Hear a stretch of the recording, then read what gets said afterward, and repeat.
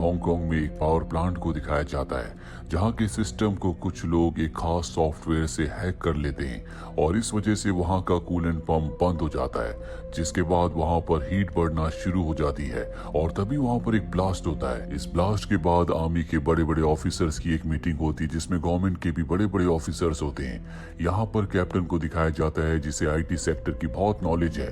उससे पूछा जाता है कि हैकर्स ने कैसे हमारे सिस्टम को हैक कर लिया। वो बताता है कि रेड नाम के एक सॉफ्टवेयर से वो ऐसा कर पाए। हमारे सभी सिस्टम बहुत ज्यादा पुराने थे, इस वजह से हैकर्स को आसानी से उनका एक्सेस मिल गया। अगर हम हैकर्स को पकड़ना चाहते हैं तो हमें भी रेड सॉफ्टवेयर का इस्तेमाल करना होगा, लेकिन हमें इसके लिए उस जगह से जहां पर पावर प्लांट है, जहां पर ब्लास्ट हुआ है, वहां की हार्ड डिस्क चाहिए होगी जिससे हमें रेड सॉफ्टवेयर का उनका कोड मिल जाएगा।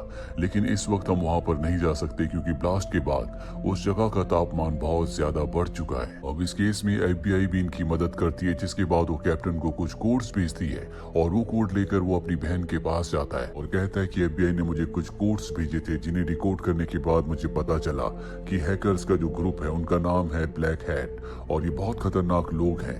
अगर जल्दी इन्हें नहीं पकड़ा गया तो ये दुनिया में तबाही ला सकते हैं। इसके लिए मुझे किसी ऐसे इंसान की जरूरत है जिससे कंप्यूटर की सॉफ्टवेयर की बहुत ही साउंड नॉलेज हो, साथ ही जिस पर मैं भरोसा कर सकूं, और तुम्हारे अलावा मेरे पास ऐसा कोई भी इंसान नहीं है। उसकी बहन उसका साथ देने के लिए तैयार हो जाती है। साथ ही यहाँ पर ब्लैक हैट ने यानी कि उस ग्रुप में जो हैकर्स का है, उन्होंने शेयर मार्केट में भी बहुत छेड़छाड़ की होती है और अब कैप्टन एफबीआई के पास जाता और उनसे कहता है कि मुझे निकोलस की जरूरत है। निकोलस का नाम सुनते ही वो लोग उसे अजीब नजरों से देखते हैं और कहते हैं कि निकोलस को छोड़ा नहीं जा सकता, इस वक्त वो जेल में है। उसने कई बैंक्स के कंप्यूटर को, सिस्टम को, सॉफ्टवेयर को हैक करके उन्हें लूटा है, इसीलिए उसे छोड़ना इतना आसान नहीं होगा। कैप्टन बताता है कि जब मैं एमआईटी में था तो उसने मेरे साथ मिलकर एक बुक लिखी थी जिस बुक में ज्यादा इनपुट निकोलस का ही था और उसी बुक को पढ़ने के बाद हैकर्स ने ये सारे काम किए हैं। अगर हमें उन हैकर्स को यानी कि ब्लैक हैट को पकड़ना है तो हमें किसी ऐसे इंसान की जरूरत है जो उनसे भी तेज हो और निकोलस ही ऐसा इंसान है। और अब निकोलस को छोड़ दिया जाता है, जिसके बाद ये सब के सब उस सिस्टम के पास जाते हैं जिसे हैकर्स ने हैक किया था और अब निकोलस उसे चेक करता है। चेक करने पर उसे एक फाइल मिलती है जिसे वो रेड सॉफ्टवेयर की मदद से खोलता है और अब वो यहाँ के स्टाफ से पूछता है क्या कोई कंप्यूटर, कोई सिस्टम खुला रह गया था। वो कहता है कि नहीं।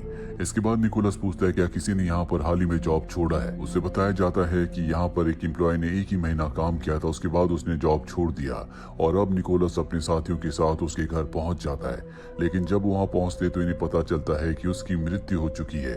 ये उसके कंप्यूटर को चेक करते हैं जिससे इन्हें पता चलता है कि ये किसी अनजान आदमी से ऑनलाइन बात किया करता था और ये वही हैकर है जिसने न्यूक्लियर पावर प्लांट के सिस्टम को हैक किया था जिसका नाम ब्लैक हैट है। इन्हें सिस्टम से यानी कि उनकी चैट से पता चलता है कि ये आदमी जिसकी मृत्यु हो चुकी है ये उस आदमी से मिलने वाला था, लेकिन इससे पहले उसकी मृत्यु हो गई। निकोलस उसी के सिस्टम से उस हैकर को मैसेज करता और कहता है कि मैं तुमसे मिलना चाहता हूँ। हैकर उससे मिलने के लिए तैयार हो जाता और उसे एक रेस्टोरेंट में मिलने के लिए बुलाता है। हालांकि निकोलस को जेल से तो छोड़ दिया गया है लेकिन उसे आजाद नहीं किया गया। उसके एंकल में एक ब्रेसलेट लगाया गया है जिससे उसको मॉनिटर किया जा सकता है कि वो कब, कहाँ और किस जगह पर है और उसे मॉनिटर करने के लिए एक मार्शल हमेशा उसे मॉनिटर करता रहता है। साथ ही निकोलस ने ये भी शर्त रखी होती है कि अगर उसने इस केस में एफबीआई की, गवर्नमेंट की हेल्प की और उस हैकर को ढूंढ निकाला तो उसे आजाद कर दिया जाएगा। अब निकोलस और उसके साथी शेयर मार्केट पर भी नजर डालते हैं और उन शेयर्स को चेक करते हैं जिन्हें मैनिपुलेट किया गया था और उन लोगों का पता लगाते हैं जिन्हें इनसे बहुत ज्यादा फायदा हुआ था। ऐसे 3 लोग थे और इन तीनों लोगों ने एक अकाउंट से पैसे निकाले थे। फिलहाल ये उस जगह, उस रेस्टोरेंट में जाना चाहते हैं जहां पर हैकर इनसे मिलने वाला है, इसीलिए निकोलस कैप्टन की बहन के साथ वहां पहुंच जाता है। लेकिन बहुत देर तक भी जब कोई नहीं आता तो ये दोनों के दोनों अंदर जाते हैं जहां पर एक कंप्यूटर सिस्टम होता है जिसके कैम से इनके ऊपर नजर रखी जा रही होती है और अब उसी सिस्टम से निकोलस उस हैकर से बात करता है। हैकर निकोलस को मैसेज करता है, हु आर यू। वो बताता है कि मेरा नाम घोस्ट मैन है। इस बात से उस हैकर को गुस्सा आ जाता है और वो लिखता है कि बहुत जल्दी तुम्हारी मौत होने वाली है।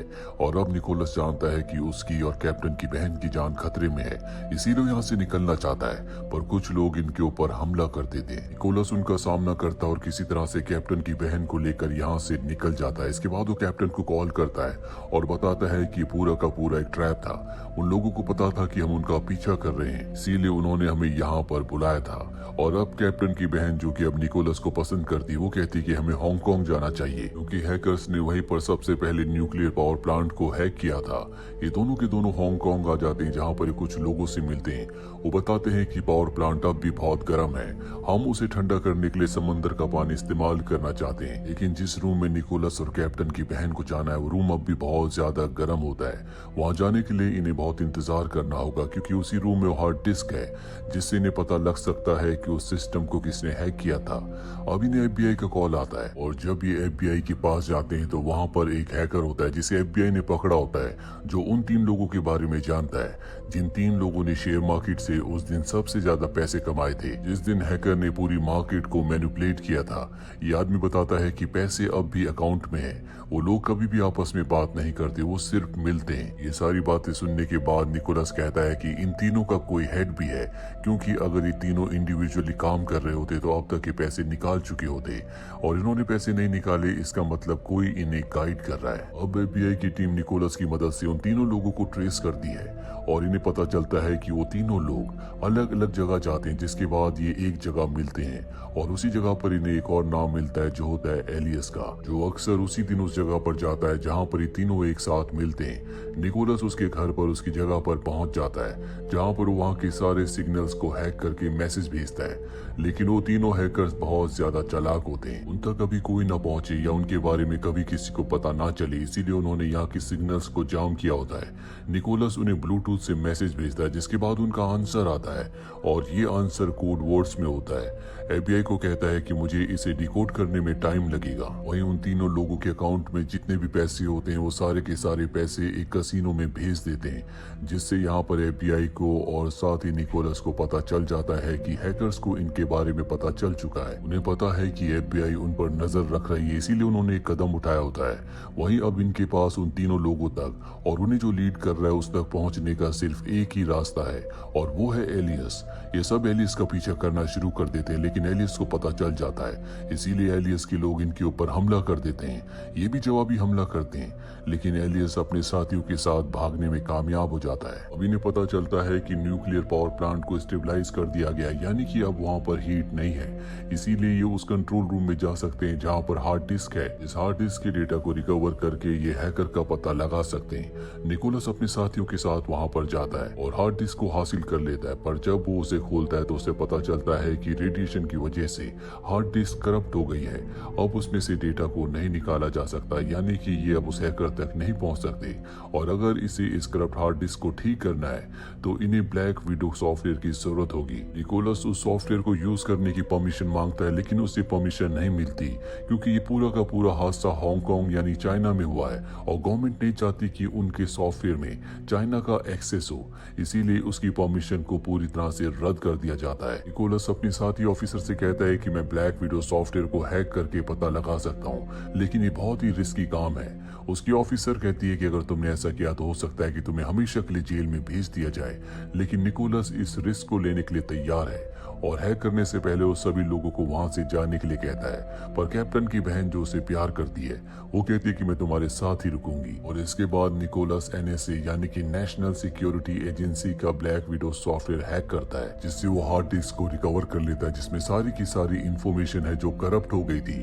और उससे पता चलता है कि हैकर बहुत ज्यादा चालाक है। वो एक ऐसे सिस्टम को यूज करते हैं जिसे हैक नहीं किया जा सकता और उस सिस्टम का जो सर्वर है वो जकार्ता में है। अब यहाँ पर NSA को FBI को पता चल चुका होता है कि निकोलस ने उनके सिस्टम को यानी कि NSA के सिस्टम को जिसमें ब्लैक विडो सॉफ्टवेयर है उसे हैक किया था। इसीलिए ऊपर से ऑर्डर्स आते हैं कि निकोलस को गिरफ्तार करके सलाखों के पीछे एक बार फिर से भेज दिया जाए और जब ये बात कैप्टन को पता चलती है तो वो अपनी बहन को मैसेज करता है और कहता है कि निकोलस को कहो कि वो जल्द से जल्द उस जगह से भाग जाए। निकोलस कैप्टन की बहन के साथ वहां से भाग जाता है, जिसके बाद वहां पर वो मार्शल आ जाता है जिसके पास वो ट्रैकर का पूरा कंट्रोल है, जिस ट्रैकर को निकोलस की एंकल पर बांधा गया है और अब वो उस एंकल ब्रेसलेट की मदद से भी उसे मॉनिटर नहीं कर सकता, उस तक नहीं पहुंच सकता क्योंकि उसे निकालकर निकोलस ने अपनी पुरानी लोकेशन पर रख दिया होता है। वहीं दिखाया जाता है कि कैप्टन निकोलस और अपनी बहन से मिलने के लिए आता, पर इससे पहले कि वो गाड़ी से उतरता एलियस रॉकेट लॉन्चर से उसकी गाड़ी के ऊपर हमला कर देता है जिससे उसकी मृत्यु हो जाती है और अब वो निकोलस और कैप्टन की बहन के ऊपर भी गोलियां चलाता है। पर यहाँ पर FBI के एजेंट आ जाते हैं जो उनका सामना करते हैं, पर उनकी तादाद तादाद बहुत ज्यादा होती है, इसीलिए FBI एजेंट्स को मार देते हैं। पर निकोलस कैप्टन की बहन के साथ यहाँ से भागने में कामयाब हो जाता है और अभी दोनों के दोनों मलेशिया के लिए निकल पड़ते हैं, क्योंकि इन्होंने देखा था कि हैकर्स ने सैटेलाइट के थ्रू मलेशिया की बहुत सारी फोटोज ली हैं। फोटोज की मदद से मलेशिया की उस जगह पहुंचते हैं जहां पर एक पावर प्लांट और 5 माइनिंग कंपनीज होती है।